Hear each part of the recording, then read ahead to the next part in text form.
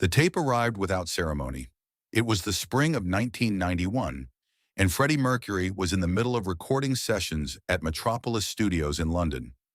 The kind of sessions that happened in compressed bursts now, scheduled around his health rather than around the music, though he never said this out loud and nobody in the room said it either. The work continued. The songs continued. The discipline that had produced 30 albums held firm.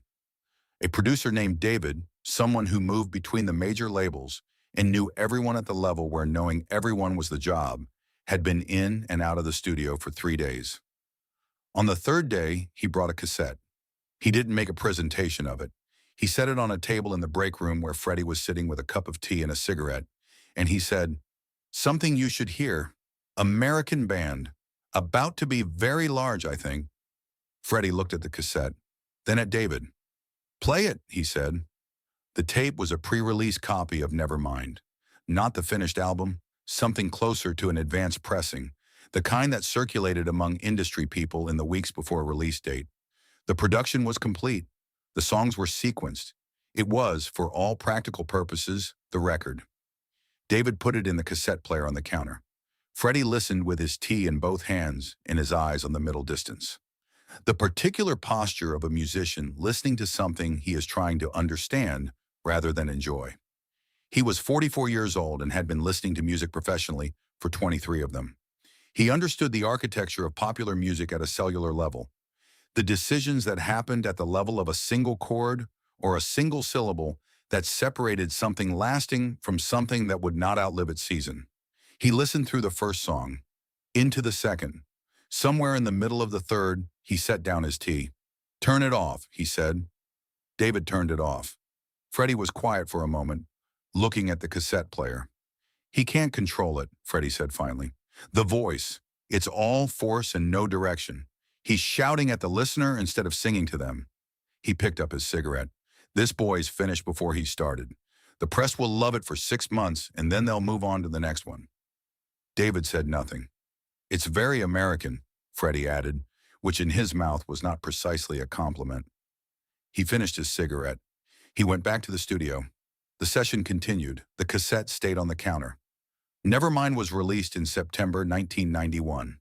By December, it had displaced Michael Jackson's Dangerous from the #1 position on the Billboard charts. The album sold faster than the label could manufacture it. The cultural machinery that turns a record into a moment had engaged completely and without apparent effort. Freddie Mercury followed this from a distance. He continued working, continued recording, appeared when appearing was required, and retreated when retreating was possible. In the retreating, he did what he had always done: listened to music, widely and without agenda. He heard Nirvana on the radio in his car in early November. The driver had the radio on. A song came through the speakers that he recognized as belonging to the cassette David had left on the counter. He did not ask the driver to change the station. The melody he had dismissed as incidental was more present on the radio. Something about the compression of the medium, bringing the underlying structure forward. The melody was there. It had always been there. He had categorized it as insufficient and moved on. He listened to another song. He sat in the back seat with his hands in his lap and the London streets moving past. When it finished, he said nothing. He looked out the window and thought about what he had said in the break room. This boy is finished before he started. He did not revise the assessment. Not yet. But something had shifted slightly, a loosening, the beginnings of a question he hadn't been asking. The winter of 1991 moved into 1992. A friend brought a copy of Nevermind to the house in Kensington in January. Not as a statement, not as a challenge, just as music, as the thing everyone was talking about, which seemed like a reasonable reason to bring it to someone who cared deeply about music and who was spending a great deal of time indoors. Freddie put it on in the afternoon, alone, in the room he used for listening. A small room at the back of the house, south-facing, with good speakers and a chair positioned for that specific purpose, for sitting and receiving without distraction, without the need to do anything other than listen. He listened differently this time. He could not have explained the difference precisely, but it was real. Something in his relationship to what he was hearing had changed. Not in the music itself, which was identical to what he had heard on the cassette and on the radio, but in the way he was receiving it. He was not assessing. He was not listening for the seams, for the places where the craft fell short, for the evidence to support the verdict he had already reached. He was simply listening. The way you listen when you have set down the professional apparatus and are left with only the personal response. The voice that he had heard as uncontrolled now sounded like something else. It sounded like someone who had decided that control was not the point, that the thing worth doing was not the management of the voice into something refined and shapely, but the release of what was actually inside, the actual interior, unedited and unflattered. The roughness was not failure. The roughness was the truth of the thing, the proof that something real was being offered rather than something constructed. Freddie sat with this for a long time. He had built his entire performing life on control. The voice he had developed, that 4-octave instrument, the precision of it, the range, the ability to do anything he asked of it, was the product of 3 decades of discipline. He had controlled it at every level, in the studio and on stage, and the control had been its own kind of expression, its own kind of honesty. He had never doubted this. It had been the foundation on which everything else was built. But sitting in that room in January 1992, listening to a 24-year-old break across the syllables of his own songs, Freddie Mercury understood something that complicated the architecture he had built his life on. Control was one way to tell the truth, but it was not the only way. And sometimes, not always, but sometimes, the truth that arrived without control arrived more directly. Got further into the listener, reached something that the careful, disciplined version could not reach, because the listener's defenses were calibrated against the careful and the precise, and had not been built to stop the thing that was simply raw. He sat with the record until it ended. Then he sat in the silence for a while. The garden was visible through the window. The January light was thin and pale and fell across the floor without warmth. He did not move for a long time. The record had said something he had not expected it to say, and he was not yet ready to put it into words, even for himself. He simply sat with it, the way you sit with something that has arrived and cannot be sent back. He did not tell anyone what he was thinking. This was characteristic. Freddie Mercury had always maintained a distance between what he actually felt about music and what he said about it in professional contexts. The persona, exuberant, theatrical, confident to the point of arrogance, was real but also a surface. Beneath it was a person considerably more uncertain than the surface suggested. What he was uncertain about now was the verdict he had delivered in the break room. This boy is finished before he started. He had been wrong, not wrong about a detail, but wrong at the level of the assessment itself.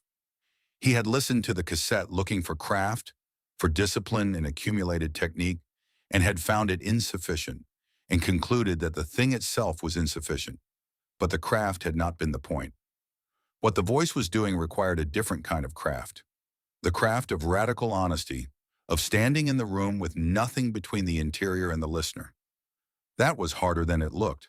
That was, in its own way, a discipline. The boy was not finished. The boy was only beginning, not merely in the sense of commercial success, but in the sense of what the voice was capable of when given songs that understood what it needed. The songs understood what the voice needed. That was the thing Freddie had missed the first time. In the summer of 1992, a mutual acquaintance mentioned to Freddie's assistant that Kurt Cobain had said, in an American interview, that Queen's Live Aid performance in 1985 was the greatest live performance he had ever seen. That it had shown him something about what a stage could be. That he had watched it as a teenager and understood, for the first time, that music could reach people at a scale that made the room irrelevant. The assistant relayed this to Freddie. Freddie was quiet when he heard it. "Is that right?" he said. Not a question. He was quiet for a moment longer. "Tell someone to send him a note," Freddie said. "Just tell him I heard the record, that I think it's something." The assistant asked if he wanted to say more than that. Freddie thought about it. "No," he said. "That's enough. He'll understand." Whether the note was ever sent, whether it arrived, whether Kurt Cobain read it, these things are not known. The assistant believed the note was sent. There is no record of a response. Freddie Mercury died on the 24th of November, 1991. He had been listening to Nevermind for most of that year, returning to it the way you return to something that has not finished saying what it has to say. His assistant recalled that in the last months he would sometimes ask for it specifically, by name, in the afternoons when the listening room was quiet. He never again said publicly what he had said in the break room.